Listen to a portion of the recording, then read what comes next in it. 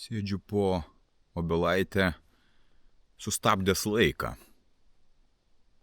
Girdžiu, medyje genys, ieško kirminėlių savo, šulimai zylutės ant medžių, nes aš čia pabėręs ant šito stalo saulėgražų ir jų čia daug priskridė, nes gan sunkus metas ir paukšteliams, ir gyvūnams. Ryte tekėjo saulė ir spinduliai apšvietė medžių viršūnės beržų, kur šerkšnas pasidengęs ant tų šakelių atrodė kaip deimantai. Užbūrantis vaizdas, žiūrėti ir nenusibosta man žiūrėti tą vaizdą. Ir atrodo nieko nevyksta, bet tuo pačiu vyksta labai daug ir eina vidinis džiaugsmas ir pasitenkinimas į tai, ką aš matau, kas aš esu, ką aš darau ir kaip aš matau tekantį laiką. Nes aš jį dabar matau, tą tekantį laiką, neskubėdamas. Grįžau aš dabar iš slidinėjimo, neskubėdamas slydau per upelį, pervažiavęs palei pamiškę. Ta pamiškė, kurią tu turbūt žinai, va štai ten tolumoje. Labai gražus dabar irgi vaizdas toj pusėje. Ir slydau per tą pamiškę, kur stebėjau žvėrių pėdas įvairias, ar stirnų, ar briedžių, ar kitų smulkesniųjų gyvūnų, niekur nelėkdamas, o tiesiog mėgaudamasis tuo vaizdu. Beržai, kurie ten užaugę savaiminiu užaugimu ir labai matyti tas miškelio grožis, tos pamiškės pušų ir beržų susijungimo tos zonos ir matau visas detalės sustodamas ir toje tyloje girdint tik tai nedidelį vėjo šnarėjimą, matau aplinką. Tai nieko nekainuojantis vaizdas, tai man nereikėjo kažko tai mokėti už tai, o pasitenkinimas ir malonumas yra net neapčiuopiamas, neįtikėtino dydžio, net nėra kaip įvertinti. Dabar vėlgi sėdžiu čia, pasakodamas savo patirtis. Nes laikas pas mane anksčiau bėgo labai greitai ir aš nepastebėdavau gyvenimu. Dabar aš gyvenimą pastebiu, aš jį gyvenu, aš mėgaujuosi. Vakar turėjau mentorystės sesiją su savo mokiniu, mes bėgome Vilniuje, nesvarbu koks oras mes bėgame iš tikro. O mažas paukštelis gražus šiandien smaginasi.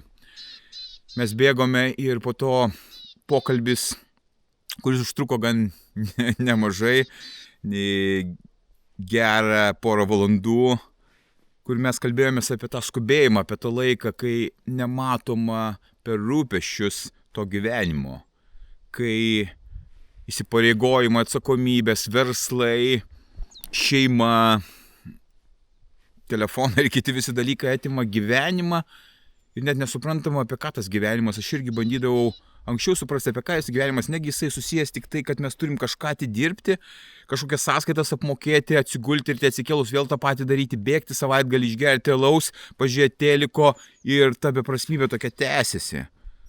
Kol aš per ilgą ieškojimą, per ilgas savo patirtis atradau, kad galima tą laiką sustabdyti. Ne tai, kad sustabdyti, čia turbūt perkeltinė prasme, bet pradėti pamatyti tą gyvenimą. Anksčiau mane graužė vidinė sąžinė, kad kodėl aš nedarau daugiau, nes aš turiu dabar laiko, aš turėčiau kažką daryti. Kol aš pamažu atpratau per gyvenimą čia, miške, kur laiko pajautimas eina visiškai kitokiu suvokimu. Nes gamta yra iš esmės sustojusi, ar jinai dabar, ar pavasarį, jinai yra sustojusi, nes jinai savo ritmu veda. Ir tada tu įsijungi į tą gamtą ir pradedi pats eiti tuo ritmu, atitoldamas nuo tų socialinių standartų ar normų, ar primestų klišių kažkokių tai. Ir tada širdis atsigauna. Ateina jausmas, kad tu gyveni savo gyvenime. Kad tai yra apie tave, o ne apie tavo tėvus, ne apie visuomenę, ne apie politikus, ne apie ideologiją, kuri primesta, ne kitų gyvenimus tu gyveni, o gyveni savo gyvenimą. Širdis nurimsta, atsiranda vidinė ramybė, atsiranda žinojimas, būtent žinojimas, kad tai ir yra tavo gyvenimas, nes jausmas yra toks, kuris pasako viduje iš vidaus, tu jauti intuityviai, kad tai yra taip, tai yra apie tave. Žmonės siekia kažkokių tai įtvirtinimų savęs visuomenėje, saugumo, kažkokių garantijų, kažkokių titulų, materialių dalykų, prarasdami savo gyvenimą. Jie nugyvena. Ir tas pokalbis, kuris vyko vakar, jisai užtruko, kai jam atėjo skambutis į telefoną, kad valdybos posėdis ir tu valdybos pirmininkas esi, tai kažkaip, ką čia dabar daryti? Man viduje buvo juokas, nes iš tikrųjų ta atsakomybė jinai didelė, dalyvauti versle, būti valdyboje, valdybos pirmininku ir turėti pokalbį apie gyvenimą, pajausti tą gyvenimą prie kavos puodelio, įsisprendys tos klausimus, žmonės be jo pradėjo tos posėdžius. Ir aš tiesiog pasakiau, kad gyventi gyvenimą reikia, sustabdyti tą gyvenimą, pastebėti tuos dalykus, kurie šildo tą širdį, tą sielą, o tie visi rūpesčiai, atsakomybės, juos reikia pabandyti suprasti tos rūpesčius, apie ką jie, kieno jie yra ir atiduoti kitiems, ne savo. Kaip aš išėjau į tokias būsenas, kodėl aš jaučiuosi iš tikro gerai savo kailyje, savo gyvenime, tai vėlgi tos mano praktikos ir ieškojimų, nes aš lygiai tokioje pačioj būsenoje buvau, kaip ir visi žmonės, su kuriais dabar bendrauju, neturėdami laiko gyventi. Aš irgi taip pat dariau verslus, užsiėmiau kitą veiklą, šeima, draugai, beprasmiškas laikas su kažkokiais žmonėmis, televizoriai, alkoholis, viskas šitas buvo apipinta ir aš nebuvau laisvas, aš nesupratau, aš neturėjau tos sąmonės. Bet viduje buvo tas jausmas, kad kažkur yra tas atsakymas ir aš rasiu atsakymą į tą savo dvasinį skausmą, kuris ateidavo iš vidaus, kad aš rasiu, kaip gyventi gyvenimą aukščiausios kokybės, kad aš jaučiausi gerai. Ir tas ieškojimas mane vedė suprasti, kaip veikia pasaulis. Kaip ir apie ką esu aš. Kodėl aš jaučiu ir suprantu tai, kurioje vietoj man kas primesta. Paukštelis pro ausį praskrido. Kas man primesta, kas yra ne mano. Aš kiekvienais metais vis pridėdavau kažkokį tai suvokimą, kur mane atvedė į dabartinę būseną, kuri irgi nėra tobula. Aš dabar žinau tiek, kiek aš žinau, jaučiu tai, ką jaučiu, bet manęs laukia jau į priekį aiškus matymas, kad atidarysiu kitus sluoksnius. Tai iki šio sluoksnio, kurį atidariau, aš nusimečiau lukštus, kurie man trukdė jaustis gerai šitam gyvenime. Laisvė, kurią įgijau, atsisakęs svaigalų, visų pirma alkoholio, aš kitų neturėjau iš tikros svaigalų, prieš tai rūkiau, bet jie anksčiau pasibaigė, bet tos nešvaros, psichinės nešvaros per informaciją, kuri aplinkui ateina, per politiką, per kritiką, per pyktį, per vertinimą, čia daug elementų susidėjo. Per maistą, tada atsiradus disciplinai ir sportui, tada atsiradus dvasiniai švarai ir domėjimusi, kaip praplėsti sąmonę, kaip iš vis šitame pasaulyje suvokti, kas yra Dievas, kas yra mirtis, kas yra gyvenimas, santykiai, finansai ir taip toliau, man atvėrė mano laisvę gyventi taip. Kai tavo investicija yra bėgti šitam voverės rate, nesustoti, nes kai tu sustoji, baisu darosi, taip ir man buvo baisu, aš pradžioje to nesupratau, tu dėl to negali atrasti tų atsakymų. Kad atsirastų tie atsakymai, reikia sustoti, sulėtinti, galbūt ne visiškai sustoti, galbūt dalinai sustoti, kad skirti laiko savęs supratimui, kad skirti laiko suprasti, kaip veikia šita sistema gyvenimo, Bet tam reikia pradėti elementus, kurie duoda tau aiškumą. Aiškumą duoda, vėlgi, neapsvaigimas, laiko nešvaistimas beprasmiams žmonėms, pokalbiams, santykiams, darbams, veiksmams ir bet kam. Maistas iš tikrųjų labai atrodyto primityvų, bet jis yra labai svarbus mūsų nuotaikai ir gerai savijautai.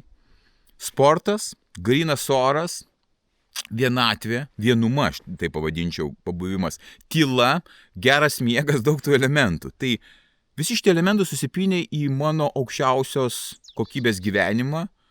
Per tuos elementus aš padedu vesti žmones į jų suvokimą. Tai, ką aš kalbu, tai nėra jokių būdų absoliuti tiesa, kiekvienas atranda savo kelią, bet pats principas suvokimo yra iš principo universalus.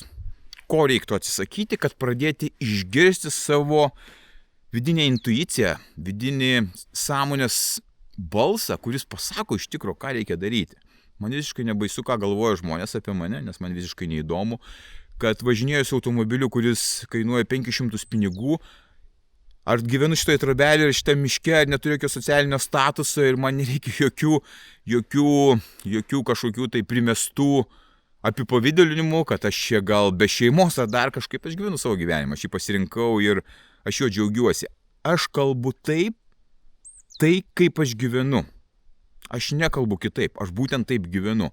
Tik tuo atveju gali būti kažkokia taika ir su savimi, ir su gyvenimu. Nes jeigu aš kalbėčiau vieną dabar, kad kažkam tai tikti tau galbūt, ir gyvenčiau kitaip, tai nebūtų tiesa, daugelis taip gyvena skaitmeniniam pasaulyje. Šneka bilenka, labai gražiai, bet kai susiduri su tai žmonėmis pabendrausiai, supranti, kad jie atitinka tie žodžiai jų, ką jie gyvena ir kaip jie mąsto.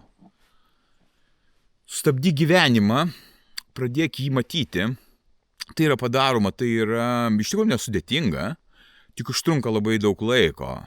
Ne vieni metai, kad prieiti prie to. Bet verta dėti pastangas, nes ta kokybė to gyvenimo, jinai atsiveria tokiu lygmeniu, kurio tu neskaitai net knygose, tu turi pajausti tai. Aš tai pajaučiau, aš palyginu su savo praeitais gyvenimais, su savimi, ne su kitais, su savimi lyginu, kaip aš jaučiausi, kaip aš dabar jaučiuosi. Ir viduje eina jausmas, kad pas mane ateityje laukia labai įdomus dalykai, labai įdomus atradimai, nes yra labai daug paslapčių. Labai daug paslapčių šitame gyvenimo paslapčių, kurias galima atskleisti. Aš tą darau. Mokau kitus žmonės išgirsti, suprasti save, atrasti savo autentiškumą ir atgauti savo gyvenimą. Tam reikia ramybės, tam reikia laiko, tam reikia sustoti, tam reikia pradėti mąstyti ir tada įvyks pokyčiai ir stebuklai. Būk stiprus.